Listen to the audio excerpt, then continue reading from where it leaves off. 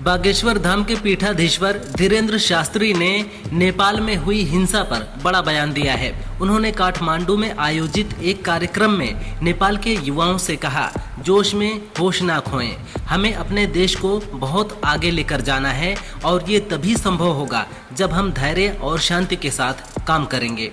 देश में बेरोजगारी, भुखमरी लाने वालों को सबक सिखाना चाहिए।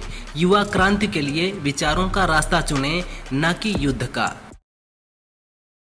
अमेरिकी राष्ट्रपति डोनाल्ड ट्रंप ने सभी नाटो देशों को एक पत्र लिखा है। उन्होंने रूस और चीन पर सामूहिक कार्रवाई की अपील की है। ट्रंप ने कहा, हम रूस पर कड़े प्रतिबंध लगाने के लिए तैयार हैं, लेकिन उसके लिए सभी नाटो देश सहमत हों और रूस से तेल खरीदना पूरी तरह से बंद करें। रूस यूक्रेन युद्ध खत्म नहीं होने तक नाटो देशों को चीन पर 50 से 100% टैरिफ लगाना चाहिए। इससे चीन की रूस पर मजबूत पकड़ टूट जाएगी। समाजवादी पार्टी के राष्ट्रीय महासचिव शिवपाल सिंह यादव ने पंचायत चुनाव को लेकर बड़ा दावा किया है। उन्होंने कहा कि इस बार सपा ग्राम सभा प्रधानी और बीडीसी के चुनाव में भाग नहीं लेगी। वहीं विधानसभा चुनाव में टिकट को लेकर उन्होंने कहा कि यूपी में विधानसभा चुनाव की तैयारी हमने शुरू कर दी है। अखिलेश यादव की तरफ से कई टिकट फाइनल कर दिए गए हैं। जल्द ही अन्य उम्मीदवारों की घोषणा हो जाएगी। सपा मुखिया अखिलेश यादव ने बीजेपी पर तीखा हमला बोला है। उन्होंने कहा कि देश में आरक्षण को खत्म करने की साजिशें रची जा रही हैं। इस सरकार में अन्याय और अत्याचार चरम पर हैं और हर वर्ग परेशान है। खासकर पीडीए के साथ लगातार अपमान और उपेक्षा हो रही है। बीजेपी धर्मनिरपेक्षता और समाजवाद पर हमला कर रही है, जो संविधान की मूल प्रस्तावना का हिस्सा है। चुनाव आयोग ने सुप्रीम कोर्ट में कहा है कि पूरे देश में समय समय पर स्पेशल इंटेंसिव रिवीजन यानी SIR कराना उसका विशेषाधिकार है। संविधान के अनुच्छेद 324 के अनुसार वोटर लिस्ट बनाना और समय समय पर उसमें बदलाव करना सिर्फ चुनाव आयोग का अधिकार है। ये काम न किसी संस्था और न ही कोर्ट को दिया जा सकता है। एडवोकेट ने याचिका दायर कर मांग की है कि इलेक्शन कमीशन को भारत में विशेष रूप से चुनावों से पहले SIR कराने का निर्देश दिया जाए। दिल्ली सरकार 15 अक्टूबर तक कृत्रिम बारिश की तैयारी कर रही है। पर्यावरण मंत्री मनजिंदर सिंह सिरसा ने बताया कि मानसून की वापसी के बाद इसका परीक्षण किया जाएगा ताकि अच्छे नतीजे मिल सकें। IMD से डेटा मिलने के बाद DGCA से अनुमति लेनी होगी। ये पहल मानसून के बाद गिरते भूजल स्तर और बढ़ते प्रदूषण को रोकने के लिए की जा रही है। IIT कानपुर और अन्य संस्थाओं के विशेषज्ञ इसकी निगरानी करेंगे। तेजस्वी यादव ने कहा, पीएम मोदी के सौजन्य से राज्य में जंगल राज, अपराध और भ्रष्टाचार चरम पर है। अपराधियों के नियंत्रण में सरकार है। विधि व्यवस्था का जनाजा निकल चुका है। मुख्यमंत्री अचेत और बेसुध अवस्था में हैं। अपराधियों को ना कानून का डर है, ना पुलिस का कोई खौफ।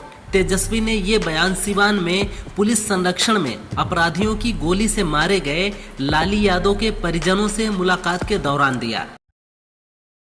गोवा के एक निजी अस्पताल से इंसानियत को शर्मसार करने वाली घटना सामने आई है। ICU में एडमिट मोरक्कन महिला का इलाज के दौरान डॉक्टर ने रेप कर दिया। पुलिस ने आरोपी डॉक्टर को महाराष्ट्र से गिरफ्तार कर लिया है।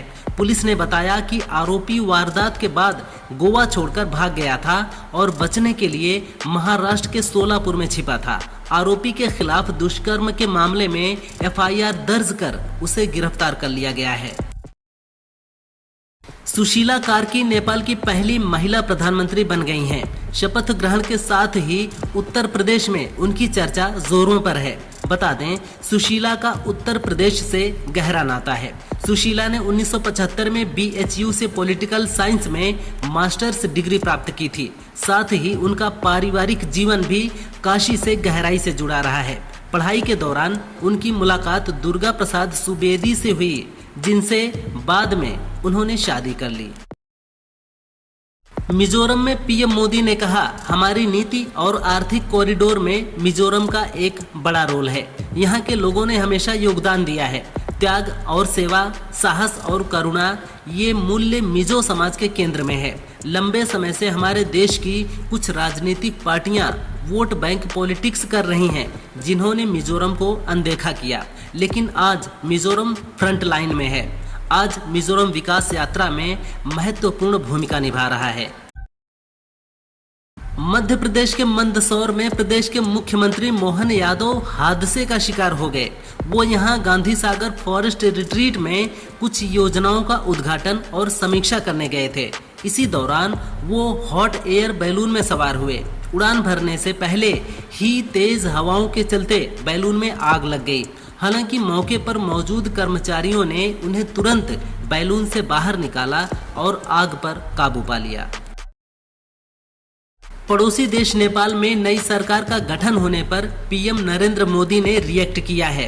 पीएम मोदी ने कहा, नेपाल की अंतरिम सरकार के प्रधानमंत्री के रूप में पद ग्रहण करने पर सुशीला कार्की को हार्दिक शुभकामनाएं। नेपाल के भाई बहनों की शांति, प्रगति और समृद्धि के लिए भारत पूरी तरह से प्रतिबद्ध है। प्रधानमंत्री मोदी ने नेपाली भाषा में ट्वीट कर बधाई दी है। पीएम मोदी के मणिपुर दौरे पर प्रियंका गांधी ने कहा, मुझे खुशी है कि उन्होंने 2 साल बाद ये फैसला लिया। उन्हें बहुत पहले ऐसा करना चाहिए था। दुर्भाग्यपूर्ण है कि वहाँ जो कुछ भी हुआ उसे इतने लंबे समय तक होने दिया गया और इतने लोगों को मारे जाने दिया गया। भारत में प्रधानमंत्रियों की ये परंपरा नहीं रही है। चाहे वे किसी भी पार्टी के हों, जहाँ भी पीड़ा होती थी वे जाते थे। आज़ादी के बाद से ये परंपरा है।